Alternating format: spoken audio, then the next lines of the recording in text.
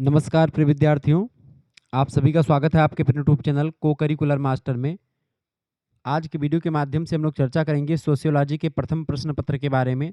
अगर आप बीए के 6 सेमेस्टर में हैं और आप ये सोच रहे हैं कि हमको पढ़ना है और हमको ऑब्जेक्टिव टाइप का क्वेश्चन देखना है कि कैसे पेपर में क्वेश्चंस आते हैं। वैसे अधिकतर अब की बार जो पेपर होगा वो ऑब्जेक्टिव ही होगा। उन सभी के लिए यह लेक्चर बहुत ही महत्वपूर्ण है। ये 24-25 का क्वेश्चन पेपर है जो मेरे हाथ में है। मैं इसको सॉल्व करवाऊँगा। 100 क्वेश्चंस होंगे आपके, ठीक है? उसको विस्तार से बारीकी के साथ आपको समझाते हुए हम इस पेपर को सॉल्व करूँगा। 6 सेमेस्टर में आपको सोशियोलॉजी का जो पहला पेपर उसमें पढ़ना होता है पियोनियर्स ऑफ इंडियन सोशियोलॉजी, ठीक है? और इसके बारे में विस्तार से आपको बताने का प्रयास करूँगा। बहुत ही बारीकी के साथ चीज़ों को समझने का प्रयास करूँगा। जैसे आप चाहे सिद्धार्थ यूनिवर्सिटी से हों, चाहे दीनदयाल उपाध्याय गोरखपुर विश्वविद्यालय, एमजे पी बरेली, रुहेलखंड मासा कुंभरी Saharanpur, Raja Mahendra Pratap Singh state university, doctor Bhimrao Ambedkar Agra विश्वविद्यालय, ठीक है? इसके अलावा आपका चौधरी चरण सिंह मेरठ विश्वविद्यालय, छत्रपति साहू जी महाराज कानपुर विश्वविद्यालय, डॉक्टर भीमराव अम्बेडकर आगरा हो ही गया, बुंदेलखंड यूनिवर्सिटी झांसी, ठीक है? माँ विंध्यवासिनी मिर्जापुर, माँ पाटेश्वरी बलरामपुर, ऐसे तमाम प्रकार के और विश्वविद्यालय, इन सभी में ये परीक्षाएं होंगी। राम मनोहर लोहिया, वीर बहादुर सिंह पूर्वांचल, महात्मा गांधी काशी विद्यापीठ, जनरल चंद्रशेखर बलिया विश्वविद्यालय, महाराजा सुहेलदेव आजमगढ़ विश्वविद्यालय, सभी की जो परीक्षा होगी अगर ऑब्जेक्टिव होगी तो उन सभी के लिए बहुत ही महत्वपूर्ण होगा, ये बात आप ध्यान रखेंगे। लिखित वाला भी मैं जल्दी लाऊंगा, लेकिन ऑब्जेक्टिव पहले आप देखिए, बहुत ही बारीकी के साथ चीज़ों को समझाने का प्रयास रहेगा। पहला क्वेश्चन आपका आ चुका महोदय। प्रश्न है आपका, कास्ट ओल्ड एंड न्यू पुस्तक के लेखक कौन है? कास्ट ओल्ड एंड न्यू, इस पुस्तक को किसने लिखा है? आंद्रे बित्ताई ने इस पुस्तक को लिखा। ऑप्शन नंबर इसका बी करेक्ट आंसर होगा। भारत के प्रसिद्ध समाजशास्त्री हैं आंद्रे बित्ताई, और इस पुस्तक में, कास्ट ओल्ड एंड न्यू पुस्तक में, जाति व्यवस्था के बदलते स्वरूप और आधुनिक आधुनिक भारत में जो इसके जाति पर क्या प्रभाव पड़ा, जाति व्यवस्था पर, उसके बारे में बढ़िया जानकारी दी गई है। दूसरा क्वेश्चन आप देखेंगे। दूसरा प्रश्न है, निम्नलिखित में से कौन सी वर्ग व्यवस्था की विशेषता नहीं है? फटाफट से आप बताने का प्रयास करेंगे। वर्ग व्यवस्था की विशेषता कौन सी नहीं बेटा? तो ऑप्शन नंबर इसका करेक्ट आंसर क्या हो जाएगा? देखिए, वर्ग चेतना, आर्थिक आधार और खुली व्यवस्था, ये वर्ग व्यवस्था की विशेषताएं हैं। जबकि जन्म के द्वारा निर्धारण होता है जाति का, यानी कि ये डिटरमाइंड बाई बर्थ, ये आपका जाति की विशेषता है, ना कि वर्ग की। इसका सी ऑप्शन करेक्ट आंसर हो जाएगा। ये बात आप ध्यान रखेंगे। खुली व्यवस्था क्या होती है? जैसे जाति में आप शामिल नहीं हो सकते हैं। आप ब्राह्मण हैं तो ब्राह्मण ही रहेंगे, क्षत्रिय हैं क्षत्रिय ही रहेंगे, वैश्य वैश्य ही रहेंगे, शूद्र हैं तो शूद्र ही रहेंगे। आप एक जात से दूसरे जात में आप कन्वर्ट नहीं कर सकते। लेकिन वर्ग में क्या होता है, आपके पास पैसा है तो आप जो है उच्च जाति में चले जाएंगे, मतलब उच्च वर्ग में पहुंच जाएंगे। पैसा नहीं तो आप निम्न वर्ग में हैं। इस तरीके से होता है खुली व्यवस्था, उसमें आप किसी भी वर्ग में हो सकते हैं। तीसरा क्वेश्चन से, मुहर्रम है एक। मुहर्रम क्या है बेटा? मुहर्रम एक मुस्लिम त्यौहार है। ऑप्शन नंबर इसका सी करेक्ट आंसर हो जाएगा। मुहर्रम जो होता है इस्लामिक कैलेंडर का पहला महीना होता है। यह त्यौहार विशेष रूप से पैगंबर मोहम्मद के पोते इमाम हुसैन की शहादत की याद में मनाया जाता है, ठीक है? अगला चौथा नंबर प्रश्न आपका आ चुका है, निम्न में से कौन सी विशेषता लौकिकीकरण की नहीं है? लौकिकीकरण की विशेषता इनमें से कौन सी नहीं है? लौकिकीकरण, लौकिकीकरण की विशेषता अध्यात्मवाद, ये लौकिकीकरण की विशेषता नहीं है। जबकि बुद्धिवाद, वैज्ञानिक अवधारणा और परिवर्तन की प्रक्रिया, ये सब लौकिकीकरण की विशेषताएं नहीं हैं। ये बात आप ध्यान रखेंगे, ठीक है? लौकिकीकरण वह प्रक्रिया होती बाबू जहाँ समाज धार्मिक मूल्यों से हट जाता है और वो तर्क करके अध्यात्म को एकदम से नहीं मानता, उसमें जो बातें पहले से बताई गई उस पर तर्क करता है, वैज्ञानिक दृष्टिकोण से उसको जांच परख करता है, तब जाकर के विश्वास करता है, ठीक है? तो ये एक प्रकार से इसी को बोलते हैं लौकिकीकरण, ठीक है? आध्यात्मिकरण होता है जैसे कोई बात बताई जा रही तो उसको मान लिया जाए वैसे का वैसे, उसमें कोई इफ बट ना हो। लेकिन लौकिकरण प्रक्रिया में क्या होता है, अध्यात्मवादी विचारधारा के ठीक विपरीत है। ये क्या करती है, समाज में धार्मिक मूल्य से हट जाती है ये विचारधारा और तर्क करके वैज्ञानिक तरीके से धर्म को चुनौती भी देती है। ये लौकिकीकरण की अवधारणा होती है। ये बात आप ध्यान रखेंगे। देखिए 5, 6, 7 नंबर क्वेश्चन आपका, ये आपका 8 नंबर क्वेश्चन गायब है। ये बात आप ध्यान रखेंगे। अब आगे देखते हैं, अगला क्वेश्चन आपका आ चुका है। फटाफट से आप देखने का प्रयास करें। बहुत ही जबरदस्त क्वेश्चन आपका आ चुका है। ऐसे ही क्वेश्चन परीक्षा के दृष्टिकोण से आते रहते हैं। ये बात आप ध्यान रखेंगे, ठीक है? चले 9 नंबर क्वेश्चन आपका आ चुका है। चलिए प्रश्न आप देखिए, 9वां नंबर प्रश्न आपका आ चुका है। मूल्यों को साध्य मूल्य और साधन मूल्यों में किसने बांटा है? साध्य मूल्य यानी कि और साधन मूल्य, इनमें किसने बांटा है? तो राधा कमल मुखर्जी, प्रोफेसर राधा कमल मुखर्जी ने बांटा है। अच्छा, राधा कमल मुखर्जी की अगर बात की है तो इनकी कई पुस्तकें हैं, आप ध्यान रखिएगा, परीक्षा में प्रश्न पूछा जाता रहता है। राधा कमल मुखर्जी एक प्रकार से जो है मूल्यों को दो प्रकार से बांटते हैं, एक साध्य मूल्य और एक साधन मूल्य। साध्य मूल्य क्या होते हैं? जो अपने आप में लक्ष्य होते हैं, जैसे कि सत्य, सौंदर्य, ये सब आपके साध्य मूल्य हैं। जबकि साधन मूल्य की अगर बात की जाए तो उसमें आपके जो साध्य तक पहुँचने का माध्यम बनते हैं, ठीक है, वो होते हैं आपके साधन मूल्य। राधा कमल मुखर्जी के बारे में प्रश्न पूछा था कि इनके जन्म को लेकर के, इनका जन्म हुआ था कब? 7 दिसंबर की डेट को इनका जन्म हुआ था 1889 में। मृत्यु हो जाती है 24 अगस्त की डेट को 1968 में। ये बात आप ध्यान रखेंगे। क्लियर? तो ये इनका जन्म मृत्यु से रिलेटेड क्वेश्चन होगा। प्रमुख पुस्तकों की अगर बात की जाए राधा कमल मुखर्जी जी के, तो इनकी प्रमुख पुस्तक है the social structure of values. इनकी पुस्तक है। इसी पुस्तक में साधन मूल्य और साध्य मूल्य के बारे में राधा कमल मुखर्जी जी ने बताया है। आर के मुखर्जी शॉर्ट फॉर्म में नाम है इनका। इसके अलावा दूसरी पुस्तक है the dynamic of morals. The dynamics of morals पुस्तक भी इनकी है। और द रीजनल सोशियोलॉजी, ये 3 प्रमुख पुस्तकें आपने लिखी है राधा कमल मुखर्जी जी। भारतीय समाजशास्त्री हैं, ये बात आप ध्यान रखेंगे। यहीं पर अगर ए आर देसाई साहब की बात की जाए तो ए आर देसाई की प्रसिद्ध पुस्तक की बात की जाए, social background of Indian nationalism, पुस्तक किसने लिखी आपसे पूछेगा, तो ए आर देसाई की पुस्तक है। ठीक है। इसके अलावा एस.सी. दुबे की प्रसिद्ध पुस्तक है जो परीक्षा में हमेशा पूछी जाती है, इंडियाज चेंजिंग विलेज। ये पुस्तक इनकी है, इंडियाज चेंजिंग विलेज। बड़ी फेमस पुस्तक है किसकी? एस.सी. दुबे की। ठीक है। एस.सी. दुबे की अगर बात की जाए तो ये कौन है? श्यामा चरण दुबे इनका पूरा नाम है। ठीक है। द कमर नाम की पुस्तक भी इन्हीं की है। ये बात आप ध्यान रखेंगे। क्लियर?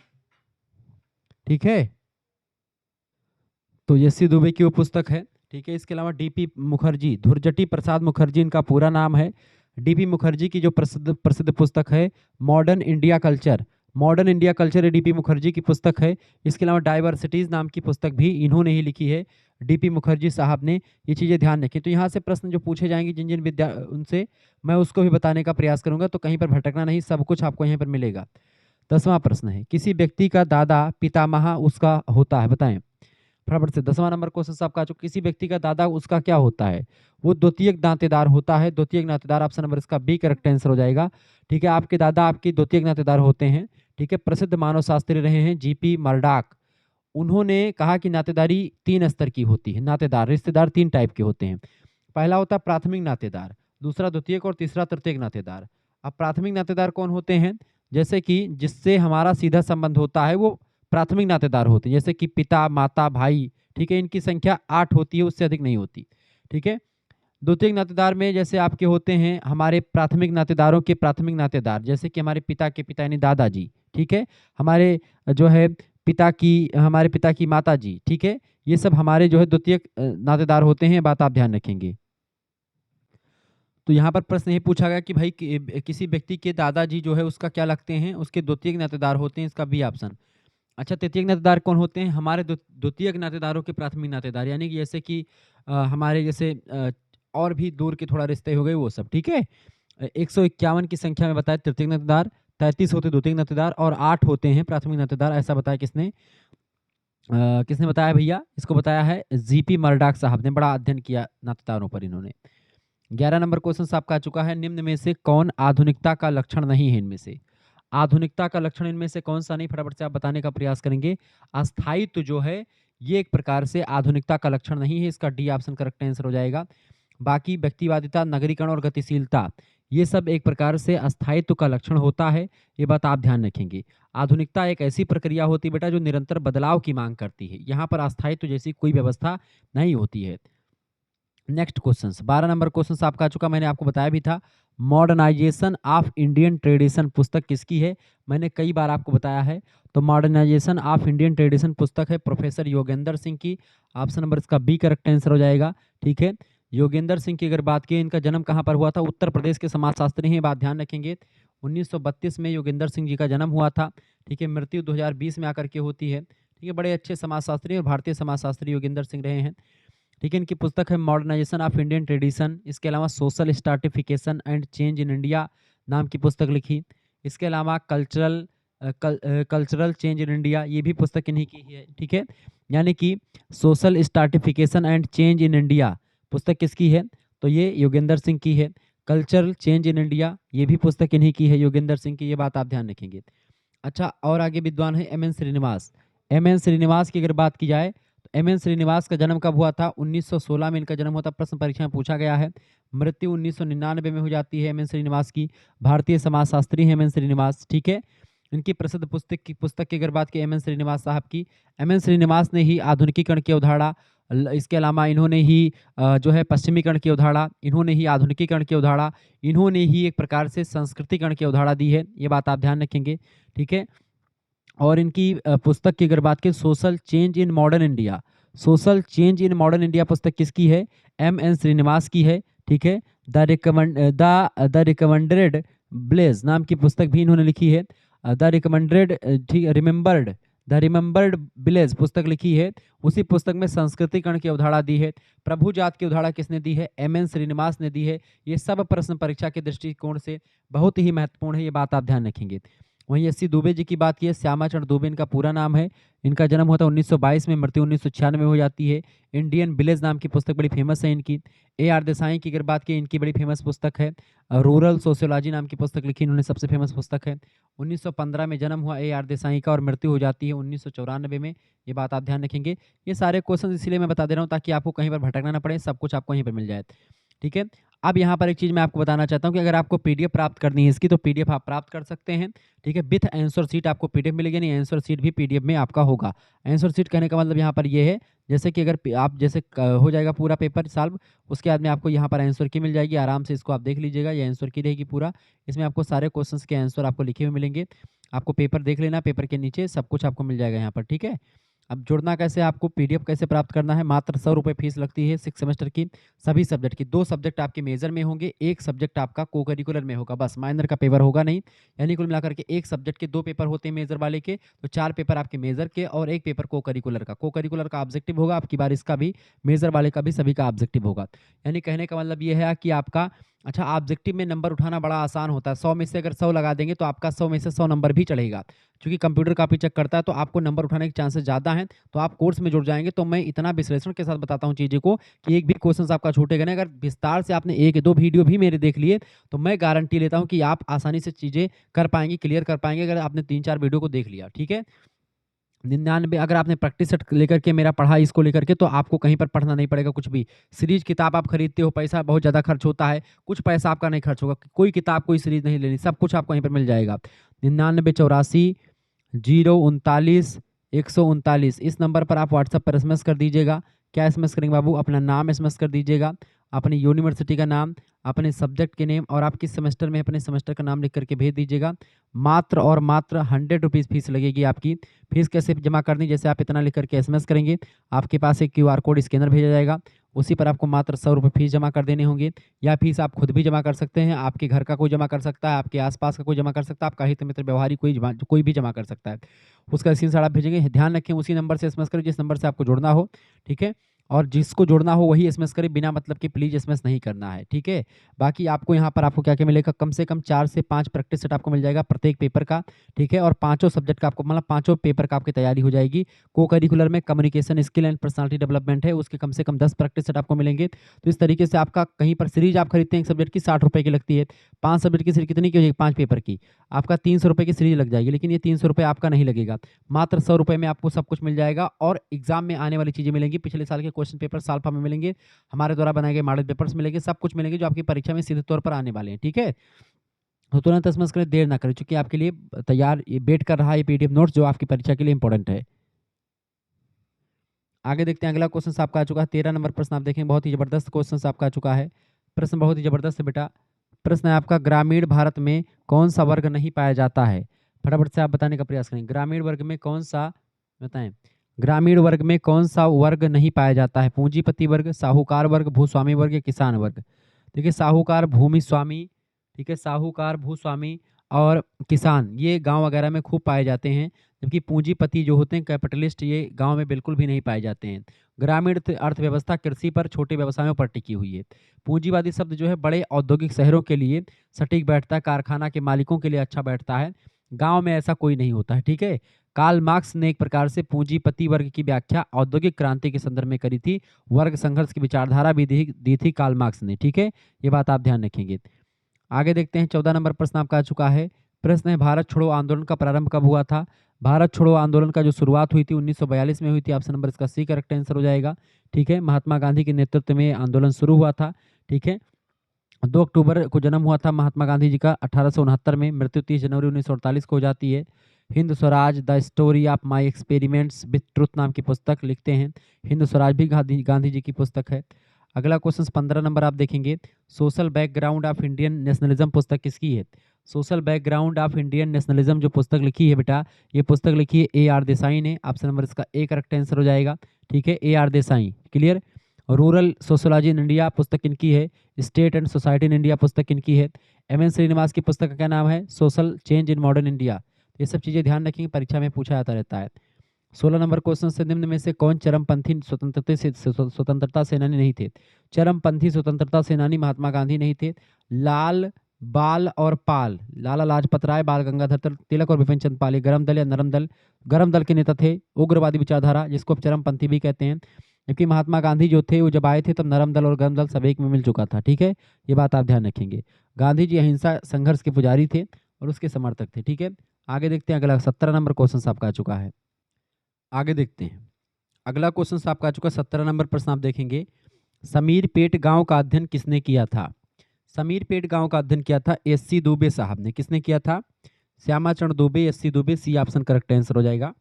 तेलंगाना में पड़ता है, उस समय आंध्र प्रदेश में था ये गांव समीरपेट, अब तो तेलंगाना राज्य में पड़ता है। इसका व्यवस्थित अध्ययन किया था उन्होंने, यानी कि श्यामाचरण दुबे जी ने संरचनात्मक प्रकार्यात्मक यानी स्ट्रक्चरल फंक्शनल दृष्टिकोण का उपयोग करते हुए यह दिखाया कि भारतीय गांव केवल एक आर्थिक इकाई नहीं है, बल्कि उनके अपने सामाजिक, धार्मिक और राजनीतिक ढांचे होते हैं। ठीक है, एस.सी. दुबे की पुस्तक बड़ी फेमस है, इंडियाज विलेज। इंडियाज विलेज नाम की एक पुस्तक लिखी इन्होंने। 1955 ईस्वी में यह पुस्तक प्रकाशित हुई, बड़ी फेमस पुस्तक है। इंडियाज चेंजिंग विलेज, ये भी पुस्तक इनकी है। इसके अलावा अंडरस्टैंडिंग सोसाइटी, ये भी पुस्तक इनकी है। तो एस.सी. दुबे की सारी पुस्तकें बड़ी फेमस हैं, ये बात आप ध्यान रखेंगे। क्लियर। अच्छा, यहीं पर एक विद्वान और यहीं पर आपको दिए गए हैं, उनका नाम है M N Srinivas. M N Srinivas साहब की बात की, इन्होंने भी एक गांव का अध्ययन किया था भारत के। उस गांव का नाम क्या है बेटा? उस गांव का नाम है रामपुरा गांव। तो अगर आपसे ये भी पूछा जाता है, ठीक है, आपसे पूछा था कि रामपुरा गांव का अध्ययन किसने किया था, तो वो किया था किसने? एम एन श्रीनिवास ने। ठीक है, द रिमेंबर्ड विलेज नाम की पुस्तक लिखती, उसी पुस्तक में इन्होंने रामपुरा गांव का अध्ययन किया था। इसके अलावा social change in modern India नाम की पुस्तक लिखते हैं। कास्ट इन मॉडर्न इंडिया नाम की पुस्तक लिखते हैं, तो ये एम एन श्रीनिवास हैं। ठीक है, ध्यान रखेंगे इस बात को। जीएस घुरिये को तो आप जानते हैं, गोविंद सदाशिवराव घुरिये इनका पूरा नाम है, जीएस घुरिये। ठीक है, GS Ghurye caste and race in India नाम की पुस्तक लिखते हैं। ठीक है, इसके अलावा इनकी और तमाम सारी पुस्तकें हैं, हालांकि ये फेमस है। Caste and race in India नाम की पुस्तक किसने लिखी है? तो जीएस घुरिये ने साहब ने लिखी है। जीएस घुरिये का जन्म जो हुआ था बेटा, कब हुआ था? जीएस घुरिये का जन्म हुआ था 1893 ईस्वी में। ठीक है, मृत्यु कब हुई थी? 1983 ईस्वी में। ये सब प्रश्न परीक्षा के दृष्टिकोण से बड़ा ही महत्वपूर्ण है। डी एन मजूमदार बड़े फेमस समाजशास्त्री हैं, उनका जन्म हुआ था 1903 ईस्वी में, मृत्यु 1960 में हो जाती है। वैसे जन्म मृत्यु उतना इंपॉर्टेंट नहीं, लेकिन आप एक जानकारी के लिए ध्यान रखिएगा, अगर टीजीटी पीजीटी आगे चल करके आपको करना है तो आपके लिए इंपॉर्टेंट है। पुस्तकों का ध्यान आपके लिए इंपॉर्टेंट है, जैसे caste and communication in an Indian village, ये पुस्तक किसकी है? तो मजूमदार की है।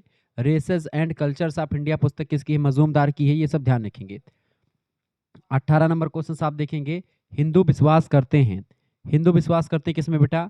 हिंदू विश्वास करते हैं किसमें? भाग्यवाद में, पुनर्जन्म में या स्वर्ग और नरक में? तो हिंदू जो होते हैं इन सभी में विश्वास करते हैं। ऑप्शन नंबर इसका डी करेक्ट आंसर हो जाएगा। 19 नंबर क्वेश्चन आपका आ चुका है। प्रश्न है, निम्न में से कौन पश्चिमीकरण का परिणाम नहीं है? पश्चिमीकरण का परिणाम कौन सा नहीं है? देखिए, धर्मनिरपेक्षीकरण पश्चिमीकरण का प्रभाव है। सामाजिक गतिशीलता में वृद्धि भी पश्चिमीकरण का ही प्रभाव है, यानी पश्चिम के देशों से हमने ये चीज़ें एक प्रकार से कहीं ना कहीं पे इफेक्टिव हुआ है हमारे ऊपर। इसका विशिष्ट जनवर्ग का उदय भी पश्चिमी देशों से ही हमने सीखा है, यानी करेक्ट आंसर ये तीनों जो है पश्चिमीकरण का ही परिणाम है। जबकि अंधविश्वासों में वृद्धि ये एक प्रकार से पश्चिमीकरण का परिणाम नहीं है। ऑप्शन नंबर इसका डी लगा देंगे, अंधविश्वासों में वृद्धि। ठीक है, 20 नंबर क्वेश्चन आप देखेंगे। 20 नंबर क्वेश्चन आपका आ चुका महोदय, लिंगायत समुदाय को मैसूर में प्रभु जाति किसने बताया? लिंगायत संप्रदाय को मैसूर में प्रभु जाति, ठीक है, डोमिनेंट कास्ट जो ऊंची कास्ट के लोग होते हैं, सवर्ण कास्ट के लोग, उन्हीं को प्रभु जाति कहा जाता है। एम एन श्रीनिवास ने ही प्रभु जाति की अवधारणा दी है। ठीक है, एम एन श्रीनिवास। जब एम एन श्रीनिवास ने दक्षिण भारत के गांवों का अध्ययन करना शुरू किया तो उन्होंने पाया कि कुछ जातियां संख्या बल और राजनीतिक शक्ति के कारण से पूरे क्षेत्र पर नियंत्रण रखती हैं। मैसूर जो इलाका है कर्नाटक का, वहाँ के संदर्भ में उन्होंने लिंगायत और जो है बोक्कालिगा समुदायों को अध्ययन किया और कहा कि प्रभु जाति के रूप में ये होती हैं, बड़ी जातियाँ हैं, ठीक है? ये बात आप ध्यान रखेंगे। अच्छा, ये बात आप ध्यान रखेंगे और भी चीज़ों को ध्यान रखने का प्रयास करिए। अच्छा, एक क्वेश्चन आपसे पूछा जाए कि जो है राणावतों की सादड़ी यानी गाँव का अध्ययन किसने किया था? राणावतों की सादड़ी गाँव का अध्ययन किसने किया था? तो किसने किया था? बी.आर. चौहान साहब ने किया था। राजस्थान विलेज नाम की पुस्तक लिखते हैं, उसी पुस्तक में इन्होंने किया था। ये बात आप ध्यान रखेंगे, ठीक है? क्लियर? अच्छा, मॉडर्नाइजेशन ऑफ इंडियन ट्रेडिशन पुस्तक किसकी है? तो योगेंद्र सिंह की ही है। Essays on modernization in India पुस्तक किसकी है? योगेंद्र सिंह की ही है। ये बात आप ध्यान रखेंगे। आगे बढ़ते और भी चीज़ों को जानने का प्रयास करते हैं। 21 नंबर प्रश्न आपका आ चुका महोदय। प्रश्न आपका आ चुका, संस्कृतिकरण की अवधारणा किसने दी है? तो संस्कृतिकरण की अवधारणा की अगर बात की है तो एम.एन. श्रीनिवास। संस्कृतिकरण जितने भी कर्ण की अवधारणा है सब कुछ एम.एन. श्रीनिवास ने ही करी है। एम.एन. श्रीनिवास ने ही संस्कृतिकरण की अवधारणा दी है। अच्छा, संस्कृतिकरण जो होता है सामाजिकरण की अत्यंत महत्वपूर्ण अवधारणा है। इसके माध्यम से श्रीनिवास जी ने बताया था कि कैसे भारत की जो निम्न जातियां होती हैं वो उच्च जातियों यानी जो द्विज जातियां हैं प्रभु जाति बनने का प्रयास करती हैं। जैसे जब ब्राह्मण क्षत्रिय जैसा व्यवहार करते हैं वैसे ही शूद्र भी व्यवहार करने लगते हैं, अपने रीति रिवाजों को उनके जैसा बना लेते हैं, शाकाहारी अपना लेते हैं और कर्मकांड को भी अपना लेते हैं। सब कुछ जो है निम्न जाति के लोग उच्च जाति को जैसा पहना ओढ़ावा सब कुछ कर लेते हैं। तो धीरे धीरे करके 100-200 वर्षों के बाद में वो भी उच्च जाति की श्रेणी में आ जाते हैं, वो उच्च जाति बन जाते हैं, ठीक है? उनकी सामाजिक स्थिति भी ऊंची हो जाती है। यही संस्कृतिकरण होता है, ये बात आप ध्यान रखेंगे। क्लियर? मैसूर में जन्म हुआ था एम.एन. श्रीनिवास साहब का 1916 में। 1999 में मृत्यु हो जाती है, ये बात आप ध्यान रखेंगे। इन्होंने एक प्रकार से पहले इस शब्द को ब्राह्मणीकरण कहा था संस्कृतिकरण को, लेकिन बाद में संस्कृतिकरण शब्द इन्होंने दिया था, ये बात आप ध्यान रखेंगे, ठीक है? इनकी एक पुस्तक है, उसी पुस्तक में इस चीज़ को पूरा विस्तार से बताया था। Religion and society among the Coorgs of India नाम की पुस्तक लिखी थी, उसी में इन्होंने विस्तार से इन चीज़ों को बताया था, ठीक है? अच्छा, कास्ट क्लास एंड पावर पुस्तक किसने लिखी? आंद्रे बिताई की पुस्तक है। पहला प्रश्न यही था आपका, ठीक है? The dynamic of rural society Radha Kamal Mukherjee की पुस्तक है, ठीक है? ये सारी पुस्तकें ध्यान रखेंगे। 22 नंबर, मैं बार बार इसलिए पुस्तकों का नाम बोलता रहता हूँ ताकि आपको ध्यान रहे, जब 4-5 बार एक चीज़ को सुन लेंगे तो आपको याद रहेगा। 22 नंबर क्वेश्चन से, संस्कृतिकरण सामाजिक गतिशीलता की प्रक्रिया है, यह कथन किसका है? फटाफट से आप बताने का प्रयास करेंगे। संस्कृतिकरण सामाजिक गतिशीलता की प्रक्रिया है, यह कथन है। यह कथन बिल्कुल सत्य है। ऑप्शन नंबर इसका ए करेक्ट आंसर हो जाएगा। आगे देखते हैं, 23 नंबर प्रश्न है, प्रभु जाति की अवधारणा किसने दी है? प्रभु जाति की अवधारणा पूछे चाहे आपका संस्कृतिकरण की अवधारणा भी पूछे, एम.एन. श्रीनिवास ने ही दी है। इसका डी ऑप्शन करेक्ट आंसर हो जाएगा। प्रभु जाति जो होती है बड़ी जातियों को प्रभु जाति कहते हैं, ठीक है? किनको कहते हैं? जिनकी संख्या बल अधिक हो, ठीक है? आर्थिक शक्ति जिनके पास जो है अधिकांश गांव की भूमि हो उनको प्रभु जाति कहते हैं। शक्तिशाली शक्ति जिनके पास हो, राजनीतिक शक्ति भी हो, स्थानीय प्रशासन और राजनीति में दबदबा उनका हो, वो प्रभु जाति होती है। 24 नंबर क्वेश्चन आपका आ चुका है। प्रश्न है, किसने कहा कि हिंदू भावनाएं आज भी संयुक्त परिवार के पक्ष में हैं? हिंदू बताएं किसने कहा था, फटाफट से आप बताने का प्रयास करेंगे। बताने का, अच्छा, लीला दुबे कौन है? किसको पता? लीला दुबे। लीला दुबे समाजशास्त्री है, भारतीय नारीवादी मानव विज्ञानी के रूप में इनको जाना जाता है, ठीक है? ये बात आप ध्यान रखेंगे। एंथ्रोपोलॉजी ऑफ किनशिप नाम स्ट्रक्चर एंड जो है स्टडीज ये नाम की पुस्तक लिखी इन्होंने, बड़ी फेमस पुस्तक है। क्लियर? तो प्रश्न आपसे यहाँ पर पूछा गया है कि किसने कहा कि हिंदू भावनाएं आज भी संयुक्त परिवार के पक्ष में हैं? तो किसने कहा था? Doctor KM. कपाड़िया साहब ने कहा था। इसका बी ऑप्शन करेक्ट आंसर हो जाएगा। के.एम. कपाड़िया की अगर बात की, इनका जन्म हुआ था 1908 ईस्वी में, मृत्यु 1967 में हो जाती है। के.एम. कपाड़िया की सबसे फेमस पुस्तक है marriage and family in India. Marriage and family in India पुस्तक के लेखक कौन है? तो ये कौन है भैया? के.एम. कपाड़िया हैं। आपसे पूछेगा कि some aspects of family in महुआ, इस पुस्तक को किसने लिखा? तो आई.पी. देसाई की पुस्तक है, ठीक है? ये बात India's village India changing village पुस्तक किसकी है? एस.सी. दुबे की है, ठीक है?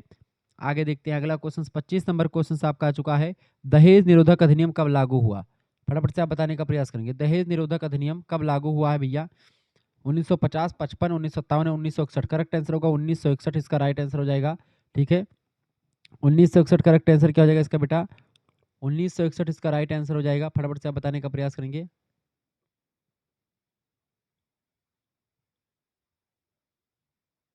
बिल्कुल, पेज नंबर इसका करेक्ट आंसर क्या, इसका क्या हो जाएगा? दहेज निरोधक अधिनियम कब लागू हुआ? 1961 में दहेज निरोधक अधिनियम जो है लागू हुआ था, ये बात आप ध्यान रखेंगे, ठीक है?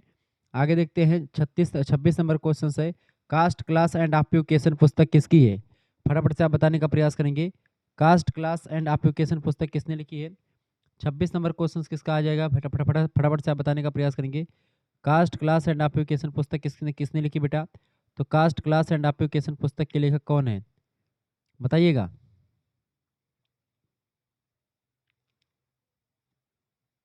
बिल्कुल, caste class and occupation doctor GS Ghurye की पुस्तक है। इसका सी ऑप्शन करेक्ट आंसर हो जाएगा। ठीक है, आगे देखते हैं। 27 नंबर प्रश्न आपका आ चुका है। निम्न में से कौन सी जाति, निम्नलिखित में से कौन सी जाति व्यवस्था की विशेषताएं नहीं है? खुलापन वर्ग की विशेषता होती है, ठीक है, तो यही नहीं है पहली बात। सामाजिक व्यवहार पर नियंत्रण होता है जाति का, बिल्कुल। विवाह पर नियंत्रण होता है और समाज का खंडात्मक विभाजन भी जाति होता है। बी सी डी बिल्कुल सही है, जबकि ए ऑप्शन जो है खुलापन, ये जाति में नहीं होता है, ये वर्गों में होता है। इसका ए ऑप्शन बिल्कुल करेक्ट आंसर हो जाएगा 27 का। 28 नंबर क्वेश्चन आपका आ चुका है। जाति व्यवस्था इंडो आर्यन संस्कृति के ब्राह्मणों का शिशु है, यह कथन किसका है? जाति व्यवस्था इंडो आर्यन संस्कृति के ब्राह्मणों का शिशु है, यह किसने कहा था? जीएस घुरिये ने कहा था। डी ऑप्शन इसका राइट आंसर हो जाएगा। डॉक्टर जीएस घुरिये ने माना कि जाति व्यवस्था आर्यों के साथ भारत में आई और ब्राह्मणों ने इसे अपनी स्थिति मजबूत करने के लिए विकसित कर दिया, ऐसा जीएस घुरिये का कहना है। ठीक है, 29 नंबर क्वेश्चन आपका आ चुका है। उगादी त्योहार मनाया जाता है, बताएं। उगादी त्योहार फटाफट से आप बताने का प्रयास करेंगे। उगादी त्योहार मनाया जाता है बेटा, उगादी त्योहार मनाया जाता है आंध्र प्रदेश में। इसका ए ऑप्शन करेक्ट आंसर हो जाएगा। ठीक है, उगादी दक्षिण भारत का एक प्रमुख त्योहार होता है जिसे हिंदू नववर्ष के रूप में मनाया जाता है। मुख्य रूप से आंध्र प्रदेश, तेलंगाना, कर्नाटक में प्रचलित है।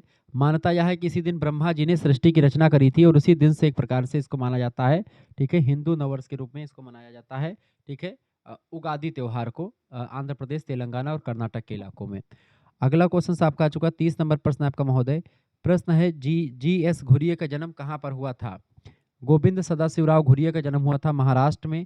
ऑप्शन नंबर इसका ए करेक्ट आंसर हो जाएगा। कब हुआ था? 12 दिसंबर 1893 में जन्म हुआ था। मृत्यु 28 दिसंबर 1983 को हुई थी। कैम्ब्रिज यूनिवर्सिटी से ठीक है WHR रिवर्स के निर्देशन में शोध कार्य किया था इन्होंने। ठीक है, caste and race in India नाम की पुस्तक लिखी, 1932 में प्रकाशित हुई। ठीक है, the aboriginals so called and their futures नाम की पुस्तक लिखी, 1943 में प्रकाशित हुई।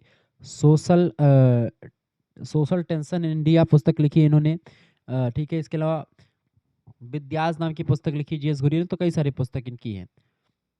31 नंबर क्वेश्चन से इंडिया चेंजिंग विलेज पुस्तक किसकी है? इंडिया चेंजिंग विलेज नाम की पुस्तक लिखी है एस.सी. दुबे ने, श्यामा चरण दुबे जी ने। सी ऑप्शन इसका बिल्कुल करेक्ट आंसर हो जाएगा। 1958 में एस.सी. दुबे ने उत्तर प्रदेश के एक गांव के माध्यम से यह विश्लेषण किया कि भारत सरकार के द्वारा किए गए सामुदायिक विकास कार्यक्रम, कम्युनिटी डेवलपमेंट प्रोग्राम ग्रामीण जीवन को किस तरह बदल रहे हैं। तो गांव का अध्ययन करके उन्होंने चीज़ों को समझाया था। ठीक है, इंडियाज विलेज पुस्तक एस.सी. दुबे की है, 1955 में जिसका प्रकाशन हुआ है। ये बात भी ध्यान रखेंगे। क्लियर, आगे देखते हैं और भी चीज़ों को जानने का प्रयास करते हैं। अगला क्वेश्चन आपकी स्क्रीन पर आ चुका 32 नंबर प्रश्न है। डी.एन. मजूमदार ने जनजाति की कौन सी विशेषता बताई है? 32 नंबर, डी.एन. मजूमदार ने जनजाति की कौन सी विशेषता बताई है? जनजाति एक भाषा बोलते हैं, उनका विशिष्ट नाम होता है जनजाति समूहों का। विवाह और पेशे संबंधी निषेध भी इसमें होते हैं। करेक्ट आंसर क्या हो जाएगा? डी ऑप्शन, उपरोक्त सभी। 33 नंबर क्वेश्चन आपका आ चुका है। प्रश्न है इंडियन सोशोलॉजिकल सोसाइटी की स्थापना किसने की थी? 33 नंबर का करेक्ट आंसर क्या हो जाएगा? फटाफट से आप बताने का प्रयास करेंगे, बताइएगा बाबू। इंडियन सोशोलॉजिकल सोसाइटी की स्थापना किसने की थी? तो जीएस घुरिये ने करी थी। इसका डी ऑप्शन बिल्कुल राइट आंसर हो जाएगा। ये बात आप ध्यान रखेंगे। ठीक है, आगे देखते हैं। अच्छा, भारतीय समाजशास्त्री हैं ये, और समाजशास्त्र को एक संस्था का रूप देने के लिए जीएस घुरिये ने 1951 में मुंबई में इसकी स्थापना करी थी, इंडियन सोशोलॉजिकल सोसाइटी की। और इसी सोसाइटी के माध्यम से प्रसिद्ध शोध पत्रिका सोशोलॉजिकल बुलेटिन का प्रकाशन भी इन्होंने शुरू करवाया था। ठीक है, आगे बढ़ते हुए चीज़ों को जानने का प्रयास करते हैं। 34 नंबर क्वेश्चन आपका आ चुका है। फटाफट से आप देखेंगे कौन सी विशेषता ग्रामीण समाज की है, बताएंगे। कौन सी विशेषता ग्रामीण समाज की है? फटाफट से आप बताने का प्रयास करेंगे। ग्रामीण समाज की कौन सी विशेषता है बेटा? सभी लोग बताने का प्रयास करेंगे। इसका राइट आंसर कौन सा हो जाएगा? 34 नंबर, ग्रामीण समाज की विशेषता सामाजिक समरूपता। इसका ए ऑप्शन करेक्ट आंसर हो जाएगा। सोशल यूनिफॉर्मिटी होती है ग्राम में। 35 नंबर क्वेश्चन आपका आ चुका है। अपनी जाति के अंदर विवाह कहलाता है, अपनी जाति के अंदर करने वाले विवाह को अंतः जातीय विवाह कहा जाता है, इंडोगेमी कहते हैं। इसका बी ऑप्शन करेक्ट आंसर हो जाएगा, अंतः जातीय विवाह। ठीक है, इसका बी ऑप्शन बिल्कुल राइट आंसर हो जाएगा। ये बात आप ध्यान रखें, इंडोगेमी बोलते हैं इसको। ठीक है, समाजशास्त्र की भाषा में अपनी ही समूह या जाति में विवाह करने की जो प्रथा होती है उसको अंतःविवाह कहा जाता है। ठीक है, आगे देखते हैं। 36 नंबर क्वेश्चन आपका आ चुका है। 36 नंबर प्रश्न है, जनजातीय समूह की विशेषता नहीं है। जनजातीय समूह की विशेषता कौन सी नहीं है? बहिर्विवाह जो है जनजातीय समूह में नहीं होता। एक जनजाति अपनी ही जनजाति में शादी करती, दूसरी जनजाति में नहीं शादी करती है। ठीक है, तो करेक्ट आंसर क्या हो जाएगा? बहिर्विवाह जो होता है ये जनजातीय समुदाय की विशेषता नहीं होती, बाकी सामान्य संस्कृति, सामान्य नाम और अंतःविवाह होता है। 37 नंबर क्वेश्चन से जीएस घुरिये ने जाति व्यवस्था की कितनी विशेषताएं बताई हैं? तो जीएस घुरिये ने जाति व्यवस्था की 6 विशेषताएं बताई हैं। ऑप्शन नंबर इसका बी करेक्ट आंसर होगा, 6 विशेषताएं बताई हैं जाति व्यवस्था की। ठीक है, आगे देखते हैं। अगला क्वेश्चन आपका आ चुका 42 नंबर प्रश्न आपका आ चुका बाबू। प्रश्न आपका आ चुका 42 नंबर, जनजातियों, थोड़ा सा 38, 39, 40, 41, 42 आपका नहीं, मतलब कि 41 तक नहीं, 42 वाला आपका आ चुका है।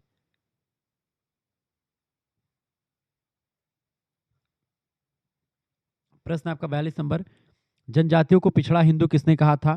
तो जीएस घुरिये ने पिछड़ा हिंदू कहा जनजातियों को, ये बात आप ध्यान रखेंगे। 43 नंबर क्वेश्चन आपका आ चुका है, कौन हाशिए पर रहने वाला समूह है? हाशिए पर रहने वाला समूह कौन सा? 43 नंबर, हाशिए पर रहने वाला समूह होता है इनमें से दलित, आदिवासी, महिलाएं। ऑप्शन नंबर इसका डी करेक्ट आंसर होगा। 44 नंबर क्वेश्चन से, निम्न में से कौन एक जाति नहीं है? इनमें से कौन सी एक जाति नहीं? देखिए, ब्राह्मण, वैश्य, शूद्र, ये तीनों जो है वर्ण होते हैं, जबकि संथाल जो है एक प्रजाति होती है, जनजाति होती है, जाति नहीं है। ऑप्शन नंबर इसका डी करेक्ट आंसर होगा। संथाल जो होता है ये एक जनजातीय समूह होता है। 45 नंबर क्वेश्चन आपका आ चुका, भारत का सबसे बड़ा जनजातीय समूह। भारत का सबसे बड़ा जनजातीय समूह होता है भील। ऑप्शन नंबर इसका ए करेक्ट आंसर हो जाएगा। 46 नंबर क्वेश्चन आपका आ चुका, बंद प्रत्यक्षीकरण, सॉरी बंद स्तरीकरण का उदाहरण नहीं है। बंद स्तरीकरण का उदाहरण इनमें से कौन सा नहीं? वर्ग जो होता है खुला स्तरीकरण होता है, इसमें बंद स्तरीकरण नहीं होता। ऑप्शन नंबर इसका ए करेक्ट आंसर हो जाएगा। 47 नंबर क्वेश्चन आप देखेंगे, भारतीय समाजशास्त्र के जनक कौन है? भारतीय समाजशास्त्र के जनक 47 नंबर, फटाफट से आप बताने का प्रयास करेंगे, बताइएगा, सभी लोग बताने का प्रयास करेंगे। 47 नंबर का करेक्ट आंसर क्या हो जाएगा? वीडियो को लाइक कर दीजिएगा, चैनल पर अगर नहीं है तो सब्सक्राइब कर दीजिएगा। 47 नंबर का भारतीय समाजशास्त्र के जनक कौन है? बिल्कुल इसका करेक्ट आंसर होगा जीएस घुरिये जो है भारतीय समाजशास्त्र के जनक हैं। डी ऑप्शन करेक्ट आंसर हो जाएगा। ठीक है, आगे देखते हैं अगला क्वेश्चन, हिंदू धर्म में मृत्यु के देवता कौन है? तो जमराज जो है मृत्यु के देवता है, यानी यम। ऑप्शन नंबर इसका डी करेक्ट आंसर होगा। 49 नंबर क्वेश्चन से, झूमिंग खेती किस राज्य में नहीं होती है? झूमिंग कृषि जो होती है कहाँ पर नहीं होती बेटा? झूमिंग कृषि जो होती है वो गुजरात में नहीं होती, बाकी मिजोरम, नागालैंड, असम में होती है। गुजरात में जनजातीय समूह कम पाए जाते हैं, इसलिए वहाँ पर खेती नहीं होती है। गुजरात एक मैदानी और औद्योगिक प्रधान राज्य है, यहाँ पर आदिम खेती प्रचलित नहीं है, आधुनिक खेती होती है। 50 नंबर क्वेश्चन से, दिखावटी अंतिम संस्कार की प्रथा का प्रचलन है, बताएं। दिखावटी अंतिम संस्कार की प्रथा का प्रचलन जो है शैव संप्रदाय में आपको दिखेगा। ऑप्शन नंबर इसका ए करेक्ट आंसर हो जाएगा। 51 नंबर क्वेश्चन आप देखेंगे, भारत के किस राज्य में कोई अनुसूचित जनजाति नहीं है? बताएं, भारत के किस राज्य में कोई अनुसूचित जनजाति नहीं है? फटाफट से आप बताने का प्रयास करेंगे। 51 नंबर का करेक्ट आंसर क्या हो जाएगा?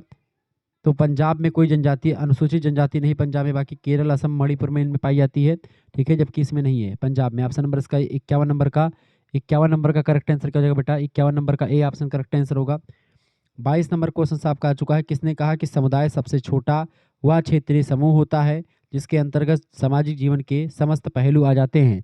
इसको किसने कहा था? बी ऑप्शन लगा दीजिएगा, किंग्सले डेविस साहब ने कहा इसको। बी ऑप्शन करेक्ट आंसर होगा। 53 नंबर क्वेश्चन से, कृषिपुरा, ग्राम राज्य, महाग्राम एवं खेतक, ये गांवों का वर्गीकरण किसने प्रस्तुत किया था? 53 नंबर करेक्ट आंसर होगा ए ऑप्शन, जीएस घुरिये ने प्रस्तुत किया है इसको। अगला क्वेश्चन से 54 नंबर प्रश्न है, भारत का सबसे अधिक जनसंख्या वाला प्रदेश, भारत का सबसे अधिक जनसंख्या वाला प्रदेश जो है वो आपका होगा Uttar Pradesh. A option correct answer होगा। 55 नंबर क्वेश्चन से, ग्रामीण भारत में अधिकांशतः किस प्रकार के परिवार पाए जाते हैं? तो ग्रामीण भारत में अधिकांशतः संयुक्त परिवार पाए जाते हैं। ऑप्शन नंबर इसका ए करेक्ट आंसर हो जाएगा। ठीक है, 55 नंबर का करेक्ट आंसर क्या होगा बेटा? 55 नंबर का ए ऑप्शन बिल्कुल करेक्ट आंसर होगा। आगे देखते हैं, 56 नंबर प्रश्न आपका आ चुका है, निम्न में से किसने गोहाना गांव का अध्ययन किया? गोहाना गांव का अध्ययन किसने किया था? मजूमदार ने किया था। ऑप्शन नंबर इसका बी करेक्ट आंसर होगा, मजूमदार ने किया था। ठीक है, लखनऊ के पास स्थित है ये जिला, गोहाना कला गांव। ठीक है, और जो उनकी पुस्तक है caste and communication in an Indian village, उस पुस्तक में इसके बारे में विस्तार से उन्होंने समझाया हुआ है। ठीक है, समीर पेट का गांव का अध्ययन किसने किया था? एस सी दुबे ने किया था। ठीक है, सादड़ी गांव का अध्ययन किसने किया? बी आर चौहान ने किया था। ये सब चीज़ें आप ध्यान रखेंगे। 57 नंबर क्वेश्चन आपका आ चुका महोदय। 57 नंबर क्वेश्चन से, मूल्यों के समाजशास्त्र को विकसित करने में विशेष योगदान है? बताएं। मूल्यों के समाज साथ सोशियोलॉजी ऑफ वैल्यूज को विकसित करने में विशेष योगदान रहा राधा कमल मुखर्जी साहब का। ऑप्शन नंबर इसका सी करेक्ट आंसर हो जाएगा। ठीक है, राधा कमल मुखर्जी जी बिल्कुल करेक्ट आंसर है। ठीक है, सामाजिक परिस्थिति के बारे में भी बताते हैं ये। 58 नंबर क्वेश्चन आपका आ चुका, कौन सा एक सामाजिक मूल्य नहीं है इनमें से? सामाजिक मूल्य जो है आपका परिस्थिति, भूमिका और प्रेम, ये सामाजिक मूल्य है, जबकि स्वास्थ्य कोई सामाजिक मूल्य नहीं होता है। ऑप्शन नंबर इसका ए करेक्ट आंसर हो जाएगा। ठीक है, ये बात आप ध्यान रखें। 59 नंबर क्वेश्चन आपका आ चुका महोदय। 59 नंबर क्वेश्चन आपका आ चुका है। प्रश्न है, एक पुरुष या महिला का एक से अधिक पुरुष या महिला से विवाह करना क्या कहलाता है? 59 नंबर का करेक्ट आंसर होगा बी ऑप्शन, बहुविवाह कहलाता है वो। ठीक है, बहुविवाह। क्लियर, आगे देखते हैं। एक विवाह क्या होता है? एक समय में केवल एक ही जीवन साथी से विवाह करना एक विवाह कहलाता है। समूह विवाह क्या होता है? पुरुषों के एक समूह से महिलाओं के दूसरे समूह से विवाह होता है, उसको समूह विवाह कहा जाता है। 60 नंबर क्वेश्चन आपका आ चुका, समाज के महाविज्ञान की कल्पना किसने की? समाज के महाविज्ञान की कल्पना, मास्टर साइंस ऑफ सोसाइटी की कल्पना जो की है वो राधा कमल मुखर्जी साहब ने की है। ऑप्शन नंबर इसका ए करेक्ट आंसर हो जाएगा, बिल्कुल राइट आंसर होगा ये ऑप्शन। आगे देखेंगे, अगला क्वेश्चन आपका आ चुका है। 61 नंबर प्रश्न आपका आ चुका महोदय। प्रश्न है, भगवत गीता किसका भाग है? भगवत गीता जो है ये महाभारत का भाग है। महाभारत का जो है पर्व में बटा हुआ है, तो भीष्म पर्व का ही भाग है भगवत गीता, ये बात आप ध्यान रखेंगे। 62 नंबर क्वेश्चन आपका आ चुका, कौन सी एक मूल्यों की विशेषता है इनमें से? मूल्यों की विशेषता क्या होती है? मूल्य सार्वभौमिकता, बिल्कुल करेक्ट आंसर इसका। 62 नंबर का करेक्ट आंसर क्या हो जाएगा बेटा? 62 नंबर का करेक्ट आंसर क्या हो जाएगा? बिल्कुल बी आप 62 का करेक्ट आंसर क्या होगा? 62 का बिल्कुल 62 का बिल्कुल करेक्ट आंसर आपका हो जाएगा डी ऑप्शन, अमूर्तता, मूर्तता, सार्वभौमिकता, मूल्यों की सारी विशेषताएं होती हैं, डी ऑप्शन लगा दीजिएगा। 63 नंबर क्वेश्चन आपका आ चुका है, सामाजिक गतिशीलता सर्वाधिक कहाँ पर पाई जाती है? सामाजिक गतिशीलता कहाँ पर पाई जाती है बेटा? 63 नंबर, सामाजिक गतिशीलता कहाँ पर पाई जाती है? सामाजिक गतिशीलता पाई जाती है महानगरों में। ऑप्शन नंबर इसका डी करेक्ट आंसर हो जाएगा।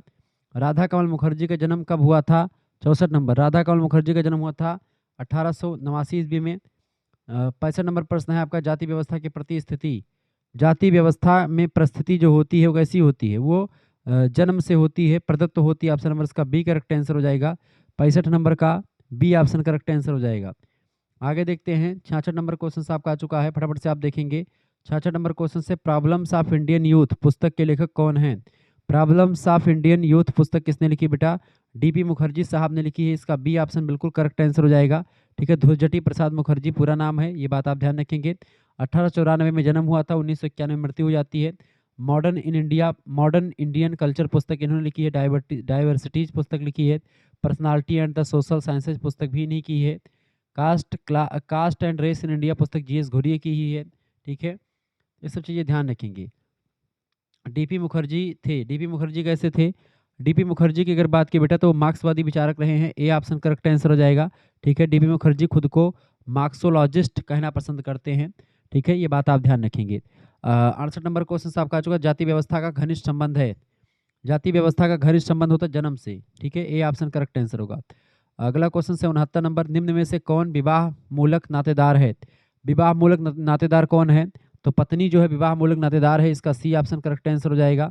ठीक है, अगला क्वेश्चन आपका आ चुका 70 नंबर प्रश्न है, रिश्तेदारी का वह प्रयोग जिसमें एक रिश्तेदार सदस्य को दूसरे रिश्तेदार सदस्य के नाम से पुकारा जाता है क्या कहलाता है? 70 नंबर करेक्ट आंसर क्या हो जाएगा इसका? ए ऑप्शन बिल्कुल राइट आंसर होगा, माध्यमिक संबोधन बोलते हैं उसको। ए ऑप्शन बिल्कुल करेक्ट आंसर हो जाएगा। आगे देखते हैं, 71 नंबर प्रश्न आपका आ चुका है। प्रश्न मालिक, किराएदार और बटाईदार की संरचना, मालिक, किराएदार, बटाईदार की संरचना जो होती है वो क्या होती है? 71 नंबर का करेक्ट आंसर क्या हो जाएगा बेटा? सी ऑप्शन करेक्ट आंसर होगा, कृषि अर्थव्यवस्था। मालिक, किराएदार और बटाईदार जो होता है ये कृषि अर्थव्यवस्था में होता है, इसका सी ऑप्शन करेक्ट आंसर हो जाएगा। 72 नंबर क्वेश्चन से, ब्राह्मण, क्षत्रिय, वैश्य और शूद्र ये किसके किसके प्रकार हैं? ब्राह्मण, क्षत्रिय, वैश्य और शूद्र ये जाति के प्रकार होते हैं। जाति नहीं, वैसे वर्ण अगर ऑप्शन में होता तो करेक्ट आंसर हो जाता, तो लेकिन 72 का यहाँ पर ए लगा देंगे। ठीक है, 73 नंबर क्वेश्चन आपका आ चुका है, खंडीय पदानुक्रम में समाज का विभाजन कहलाता है। खंडीय पदानुक्रम में समाज का विभाजन जो होता है वो कैसा होता है? 73 नंबर बिल्कुल राइट आंसर हो जाएगा, बी ऑप्शन, अस्त्रीकरण होता है। 74 नंबर क्वेश्चन से, भारत में नातेदारी व्यवस्था पुस्तक किसने लिखी है? किंसिप ऑर्गेनाइजेशन इन इंडिया नाम की पुस्तक लिखी है किसने? श्रीमती इरावती कर्वे जी ने लिखी है, ए ऑप्शन करेक्ट आंसर होगा। 75 नंबर क्वेश्चन आपका आ चुका है, निम्नलिखित में से कौन सी विशेषता संयुक्त परिवार की नहीं है? संयुक्त परिवार जो होता है बड़ा आकार होता है, समान संपत्ति होती है, समान पूजा भी होता है। छोटा आकार इसका नहीं होता है, ये करेक्ट गलत आंसर हो जाएगा। यानी ऑप्शन के हिसाब से यही सही होगा, छोटा आकार इसकी विशेषता नहीं है संयुक्त परिवार की। 76 नंबर क्वेश्चन से आपका आ चुका है, संयुक्त परिवार में कर्ता समानतः होता है। संयुक्त परिवार में कर्ता कैसा होता है बेटा? फटाफट से 76 नंबर करेक्ट आंसर क्या होगा? संयुक्त परिवार में जो कर्ता होता है वो कैसा होता है? संयुक्त परिवार में कर्ता की अगर बात की जाए, फटाफट से आप बताने का प्रयास करेंगे। संयुक्त परिवार में कर्ता कैसा होता है बेटा? बताएंगे। 76 नंबर करेक्ट आंसर क्या हो जाएगा? 76 नंबर का बताने का प्रयास करेंगे सभी लोग।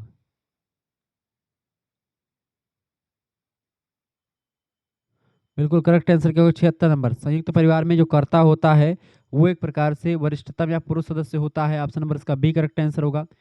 77 नंबर प्रश्न मिताक्षरा है। मिताक्षरा एक टीका है, ठीक है। मिताक्षरा क्या है बेटा? मिताक्षरा जो है एक टीका है। विरासत में प्राचीन हिंदू कानून पर एक ग्रंथ लिखा गया, उसी को मिताक्षरा कहता है। विज्ञानेश्वर ने लिखा है। सी ऑप्शन करेक्ट आंसर होगा। 78 नंबर क्वेश्चन से कौन सा संयुक्त परिवार में विघटन का कारण नहीं है इनमें से?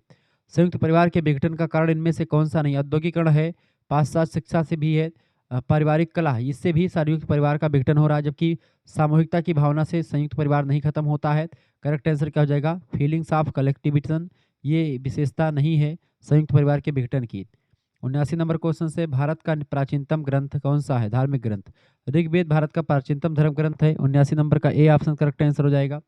80 नंबर क्वेश्चन से आप देखेंगे, प्रश्न कर्नाटक के रामपुर गांव का अध्ययन किसने किया था? कर्नाटक के रामपुरा गांव का अध्ययन किसने किया था? बिल्कुल राइट आंसर होगा बी ऑप्शन, एम.एन. श्रीनिवास साहब ने किया था। 81 नंबर क्वेश्चन से आप देखेंगे, फटाफट से आप देखेंगे, बढ़िया प्रश्न है। संस्कृतिकरण की अवधारणा किसने प्रस्तुत करी? संस्कृतिकरण की अवधारणा। 81 नंबर करेक्ट आंसर क्या होगा? फटाफट से आप बताने का प्रयास करेंगे।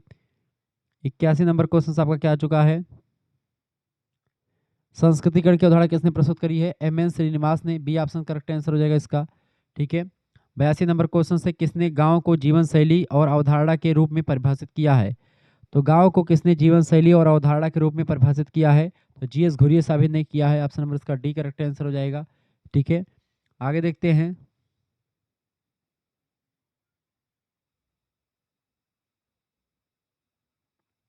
इसका डी.एन. मजूमदार भी हो सकता है। 82 का ये बात भी ध्यान रखेंगे। 83 नंबर क्वेश्चन से निम्नलिखित में से कौन सा युग्म सही सुमेलित नहीं है? इनमें से बताएं कौन सा युग्म सही सुमेलित नहीं। 83 नंबर बताएंगे। देखिए आपका इंडियन विलेज, एम.एन. श्रीनिवास की पुस्तक है इंडियन विलेज, ठीक है, बिल्कुल सही है, ठीक है। 6 विलेज ऑफ बंगाल रामकृष्ण मुखर्जी की है, बिल्कुल ठीक है, ठीक है। The Qamar AR. देसाई की पुस्तक है। द कमर जो है श्यामा चरण मुखर्जी की यानी एस.सी. दुबे की पुस्तक है, ठीक है। तो आर.पी. देसाई मतलब कि ये ए.आर. देसाई की नहीं, तो यही करेक्ट आंसर होगा। द कुमार पुस्तक किसकी है? ये आपकी पुस्तक है, इसके द्वारा लिखी गई, श्यामा चरण दुबे यानी एस.सी. दुबे की। Diversity DP. मुखर्जी की पुस्तक, ये सब सही है, ठीक है। तो यही आपका गलत कौन सा हो जाएगा? कौन सा सुमेलित नहीं है? तो सी वाला ऑप्शन सुमेलित नहीं है। 84 नंबर क्वेश्चन से निम्न में से कौन सा संस्कृतिकरण का आदर्श प्रतिमान नहीं है? आदर्श प्रतिमान संस्कृतिकरण का क्या नहीं है? 84 नंबर का करेक्ट आंसर क्या होगा? शूद्र जो है ये आदर्श प्रतिमान नहीं है। शूद्र को देख करके, वैसे ब्राह्मण कभी शूद्र नहीं बनना चाहता है, क्षत्रिय कभी शूद्र नहीं बनेगा, ठीक है। तो जब जातियां, निम्न जातियां ब्राह्मण, क्षत्रिय और वैश्य का अनुसरण करती हैं, शूद्र स्वयं इस प्रक्रिया के नीचे स्तर पर होते हैं, इसीलिए वो ऊपर उठने का प्रयास करते हैं। तो शूद्र इसमें शामिल नहीं होते हैं, बाकी तीनों होते हैं। 85 नंबर क्वेश्चन से किसने कहा कि मानववाद और बुद्धिवाद पर जोर पश्चिमी कण का है? बताएं। 85 नंबर, मानववाद और बुद्धिवाद पर जोर पश्चिमी कण का है, योगेंद्र सिंह का कथन है। सी ऑप्शन इसका राइट आंसर हो जाएगा। अगला क्वेश्चन से 86 नंबर प्रश्न है, पश्चिमी कण ने समाज में किसको जन्म दिया है? पश्चिमी कण ने समाज में किसको जन्म दिया है? फटाफट से आप बताने का प्रयास करेंगे। पश्चिमी कण ने समाज में किसको जन्म दिया है? बताएंगे सभी लोग। पश्चिमी कण ने समाज में किसको जन्म दिया है बेटा? फटाफट से आप बताने का प्रयास करेंगे, बताएंगे। तो पश्चिमी कर्ण ने समाज में किसको जन्म दिया है? तो अभिजात वर्ग, पूंजीपति वर्ग और सामंतवादी वर्ग, इन सभी को जन्म दिया है। डी ऑप्शन लगा दीजिएगा। 87 नंबर क्वेश्चन से दी पॉसिंग ऑफ ट्रेडिशनल सोसाइटी पुस्तक किसने लिखी है? दी पॉसिंग एंड ट्रेडिशनल सोसाइटी पुस्तक लिखी है लर्नर साहब ने। ऑप्शन नंबर इसका बी करेक्ट आंसर हो जाएगा। 1958 में पुस्तक प्रकाशित हुई है। डेनियल लर्नर ने इसमें मध्य पूर्व के देशों का अध्ययन किया और बताया कि कैसे संचार माध्यम और शिक्षा पारंपरिक समाजों को आधुनिक बनाने में मदद करती है, ठीक है। डेनियल लर्नर का जन्म होता है 1917 में, 1980 में मृत्यु हो जाती है, ये बात ध्यान रखेंगे, ठीक है। आगे देखते हैं। 88 नंबर क्वेश्चन आपका आ चुका है, आंद्रे बेत्ताई किसके अनुयायी थे? आंद्रे बित्ताई जो थे मैक्स वेबर के अनुयायी थे। ऑप्शन नंबर इसका बी करेक्ट आंसर हो जाएगा। ठीक है, जर्मनी के समाजशास्त्री हैं मैक्स वेबर। उनके त्रिआयामी मॉडल, थ्री डायमेंशनल मॉडल का उपयोग इन्होंने किया था। वेबर के स्तरीकरण के 3 सिद्धांतों ने बताए थे, वर्ग, स्थिति और शक्ति। बित्ताई ने इसी आधार पर तंजौर गांवों का अध्ययन किया था, ये बात आप ध्यान रखेंगे। कास्ट, क्लास एंड पावर पुस्तक किसने की? आंद्रे बित्ताई की। मैक्स वेबर की अगर बात की जाए तो मैक्स वेबर जो है, इसकी एक पुस्तक है इकोनॉमी एंड सोसाइटी, ये पुस्तक बड़ी फेमस है। 89 नंबर क्वेश्चन से ए आर देसाई का जन्म कहाँ पर हुआ था? ए आर देसाई का जन्म होता है बड़ौदा में। कहाँ पर होता है बेटा? सी ऑप्शन, बड़ौदा में इनका जन्म हुआ था ए आर देसाई साहब का। ठीक है, अक्षय रमनलाल देसाई पूरा नाम है इनका। 1915 में गुजरात के बड़ौदा यानी बड़ोदरा इसको बोलते हैं इस समय वर्तमान में, वहाँ पर इनका जन्म हुआ था। भारत के प्रमुख मार्क्सवादी समाजशास्त्री हैं ये। 1915 में जन्म हुआ, 1994 में मृत्यु हो जाती है। इनकी पहली पुस्तक है social background of Indian nationalism, सबसे फेमस जो है पुस्तक रही इनकी। इसके अलावा रूरल सोशोलॉजी इन इंडिया पुस्तक लिखी। State and society in India पुस्तक भी इन्हीं की ही है, ए आर देसाई की। ठीक है, 90 नंबर क्वेश्चन आप देखेंगे। प्रश्न, ए आर देसाई के अनुसार सामाजिक परिवर्तन का तात्पर्य किसमें परिवर्तन है? समाज की संरचना में परिवर्तन होने को सामाजिक परिवर्तन कहा जाता है। ऑप्शन नंबर इसका ए करेक्ट आंसर होगा। स्ट्रक्चर ऑफ सोसाइटी में चेंजमेंट होने को। ठीक है, आगे देखते हैं अगला क्वेश्चन आपका आ चुका, फटाफट से आप देखेंगे। 91 नंबर क्वेश्चन आपका आ चुका है। सभी लोग देखने का प्रयास करेंगे, वीडियो को लाइक कर दीजिएगा, चैनल पर नए हैं तो सब्सक्राइब कर दीजिएगा। 91 नंबर क्वेश्चन है, किसने अपने परिप्रेक्ष्य को आगमनात्मक अनुमानात्मक कहा है? तो राधा कमल मुखर्जी ने कहा है, इसका बी ऑप्शन करेक्ट आंसर होगा। 92 नंबर क्वेश्चन आपका आ चुका है। प्रश्न है, कौन सी पुस्तक राधा कृष्ण मुखर्जी की नहीं है? इनमें से कौन सी पुस्तक राधा कमल मुखर्जी की नहीं है? डाइवर्सिटीज पुस्तक जो है मार्क्सवादी समाजशास्त्री डीपी मुखर्जी की पुस्तक जो है डीपी मुखर्जी के द्वारा लिखी गई पुस्तक है। तो ये राधा कमल मुखर्जी ने बल्कि धुरजटी प्रसाद मुखर्जी ने लिखा, ये बात आप ध्यान रखेंगे। बाकी तीनों पुस्तकें the dynamics of a rule society, the rise and fall of east India company और सोशोलॉजी ऑफ इंडियन सोशोलॉजी, ये सब राधा कमल की पुस्तकें हैं। जबकि धुरजटी प्रसाद की पुस्तक है diversities, D option correct answer होगा। 93 नंबर क्वेश्चन आपका आ चुका है, फटाफट से आप देखने का प्रयास करेंगे। प्रश्न है, कास्ट, क्लास एंड पावर पुस्तक के लेखक कौन है?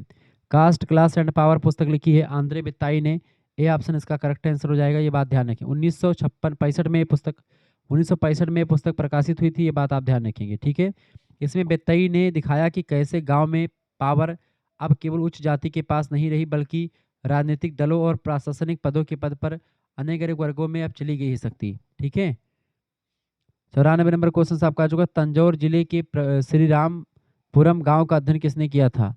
तंजौर जिले के श्रीरामपुरम गांव का अध्ययन किसने किया था, बताएंगे? 94 नंबर, तंजौर जिले के श्रीरामपुरम गांव का अध्ययन किया था आंद्रे बिताई जी ने। ऑप्शन नंबर इसका डी करेक्ट आंसर हो जाएगा, ये बात आप ध्यान रखेंगे। ठीक है, दक्षिण भारत में तमिलनाडु का इलाका तंजौर, वहीं पर श्रीपुरम नाम का एक गाँव है, उसका अध्ययन किया था इन्होंने। ठीक है, वहाँ की सामाजिक संरचना को ब्राह्मण, गैर ब्राह्मण और आदि द्रविड़ समूहों के बीच जो है सामाजिक दूरी और सत्ता के संघर्ष के माध्यम से इसको समझाया गया था, ये बात ध्यान रखेंगे। समीरपेट गांव का अध्ययन किसने किया था? एस सी दुबे ने। रामपुरा गांव का अध्ययन एम एस श्रीनिवास ने किया था, ये बात आप ध्यान रखेंगे। आगे बढ़ते हैं और भी चीज़ों को जानने का प्रयास करते हैं। इसके अलावा एफ जी बेली ने एक गाँव का अध्ययन किया था, उड़ीसा के बिसीपारा गाँव का अध्ययन किया था, ये बात ध्यान रखेंगे। 95 नंबर क्वेश्चन है, कौन सा भारतीय कृषक सामाजिक संरचना का अंग नहीं है? 95 नंबर, कौन सा भारतीय कृषक सामाजिक संरचना का अंग नहीं है? तो पूंजीपति जो है सामाजिक संरचना का अंग नहीं, बाकी तीनों हैं। इसका डी ऑप्शन करेक्ट आंसर हो जाएगा। आगे बढ़ते और भी चीज़ों को जानने का प्रयास करते हैं। 96 नंबर प्रश्न आपका आ चुका है बाबू, फटाफट से आप देखेंगे। प्रश्न है, लोक संस्कृति की विशेषता कौन सी नहीं है? लोक संस्कृति, फॉक कल्चर की विशेषता कौन सी नहीं है? विज्ञान का महत्व इसमें नहीं होता उतना ज़्यादा, बाकी सब चीज़ होता है। 97 नंबर क्वेश्चन से, लोक संस्कृति की अवधारणा के प्रतिपादक कौन है? लोक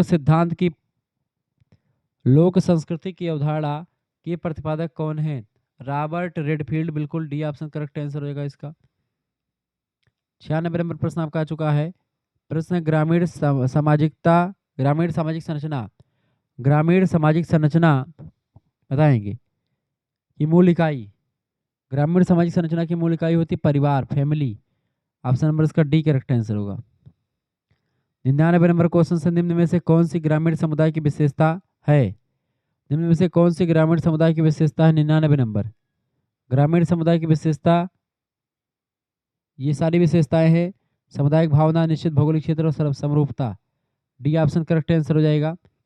100 नंबर यानी 100 नंबर क्वेश्चन आपका आ चुका है। निम्न में से किसने ग्राम स्वराज शब्द गढ़ा है? बताएं। 100 नंबर 100 नंबर, निम्नलिखित में से कौन किसने ग्राम स्वराज शब्द को गढ़ा है, शब्द गढ़ा था यानी बनाया था? तो महात्मा गांधी जी ने। इसका ए ऑप्शन करेक्ट आंसर हो जाएगा, ध्यान रखेंगे। ठीक है, इस तरीके से आपने चीज़ों को समझ लिया, बहुत ही बारीकी से हमने चीज़ों को समझा दिया है।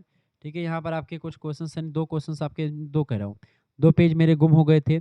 5, 6, 7, 8 वाला ये, और एक 38, 39, 40, 41 वाला। ठीक है, ये बात ध्यान रखिए। बाकी सभी का आपको जो है सब कुछ मिल गया होगा, सारी जानकारी प्राप्त हो गई होगी आपको। ठीक है, तो सारे क्वेश्चंस आपकी परीक्षा की दृष्टि से महत्वपूर्ण है, और ये सब आएंगे आपकी परीक्षा में। जिनको भी कोर्स में ज्वाइन होना हो ज्वाइन हो सकते हैं। ठीक है, एसएमएस कर दीजिएगा पीडीएफ नोट्स प्राप्त करने के लिए 99 84 039 139 पर एसएमएस कर दीजिएगा।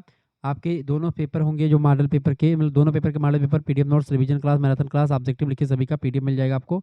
आपको मात्र 100 रुपये फीस जमा कर देने होंगे, ये बात ध्यान रखेंगे। आप किसी भी यूनिवर्सिटी से हैं, आपके पास स्कैनर भेजेंगे, उसी पर आपको क्यूआर कोड पर भेज देना है पैसे। ये फीस आप खुद भी जमा कर सकते हैं, किसी दूसरे से भी जमा करवा सकते हैं। अपना नाम, अपनी यूनिवर्सिटी का नाम, अपने सब्जेक्ट में करके इस नंबर पर व्हाट्सएप पर भेज दीजिएगा। ठीक है, धन्यवाद। मिलते हैं फिर नेक्स्ट वीडियो में, तब तक के लिए जय हिंद जय भारत। आप सभी का बहुत बहुत धन्यवाद हमारे जुड़ने के लिए। इसी प्रकार से अपना प्यार दुलार हमेशा बनाए रखेंगे।